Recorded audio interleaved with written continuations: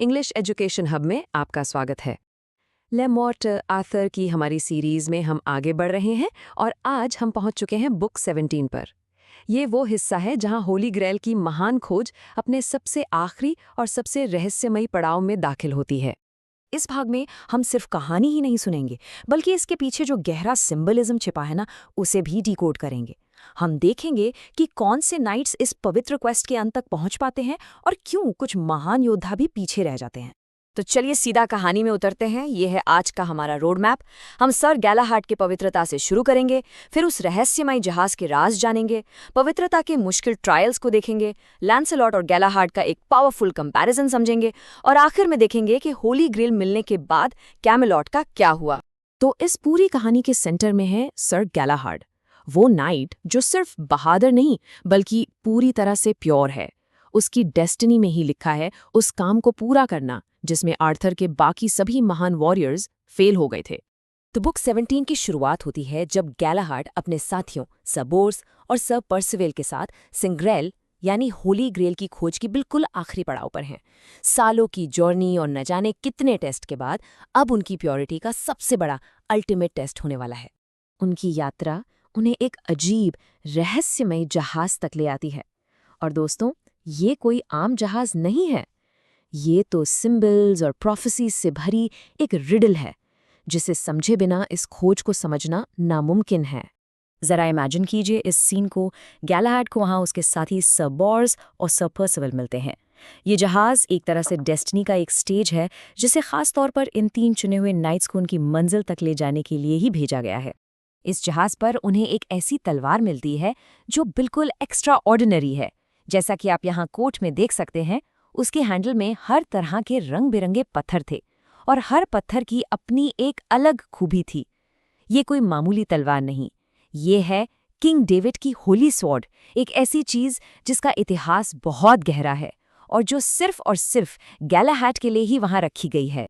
ये वही तलवार है किंग डेविड की जिसे किंग सोलोमन ने अपने वंश के आखिरी इंसान के लिए इस जहाज पर छोड़ दिया था। इसकी जो स्कैबर्ड यानी कि म्यान है वो सांप की खाल से बनी है। अब यहाँ सिंबलिज्म देखिए कितना पावरफुल है। हैंडल के कीमती पत्थर जहाँ नेकी या वर्च्यू को दिखाते हैं, तो सांप की खाल पाप या सिन को।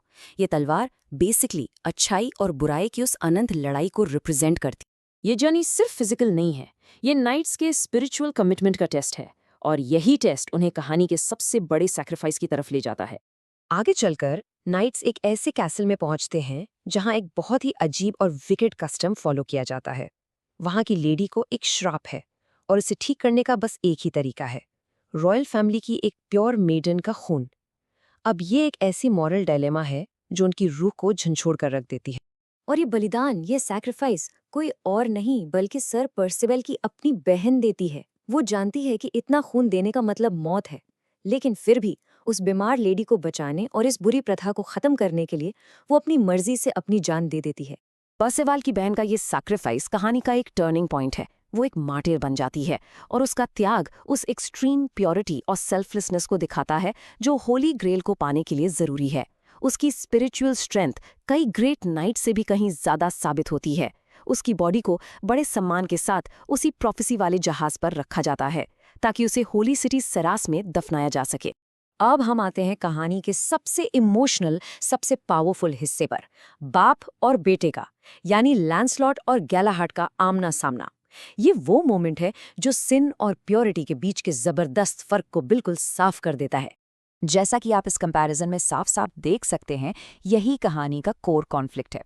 लैंसलॉट, जो दुनिया का सबसे महान योद्धा है, इस खोज में फेल क्यों हो जाता है और उसका बेटा गैलाहाड सक्सेसफुल क्यों होता है? जवाब एक ही है, प्योरिटी। लैंसलॉट अपने पापों के बोझ तले दबा हुआ है, खासकर क्वीन ग्वेनेवियर के साथ अपने अफेयर के कारण, और उसे होली चेंबर के बाहर ही रोक दिया जाता है, जबकि बिल्कुल प्योर गैलाहाड का अंदर वेलकम होता। ग्रेल चेंबर के बाहर घुटनों पर झुककर लैंसलॉट ये प्रेयर करता है। इसमें उसका गहरा पछतावा है और इस बात का दर्द भरा एहसास है कि वो इसके लायक नहीं। लेकिन उसके सच्चे पछतावे की वजह से, उसके पापों के बावजूद, उसे ग्रेल की एक हल्की सी झलक मिलती है।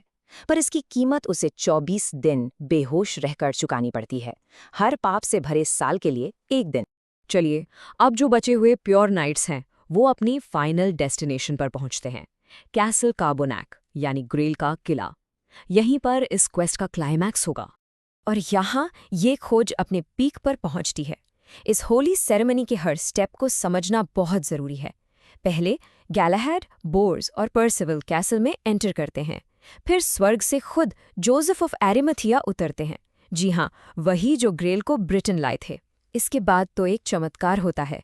खुद लॉर्ड जीसस होली ग्रेल से प्रकट होते हैं और नाइट्स को कम्युनियन देते हैं। फिर गैलाहैड उस होली स्पीयर के खून से मेम्ड किंग के सदियों पुराने घाव को ठीक कर देता है।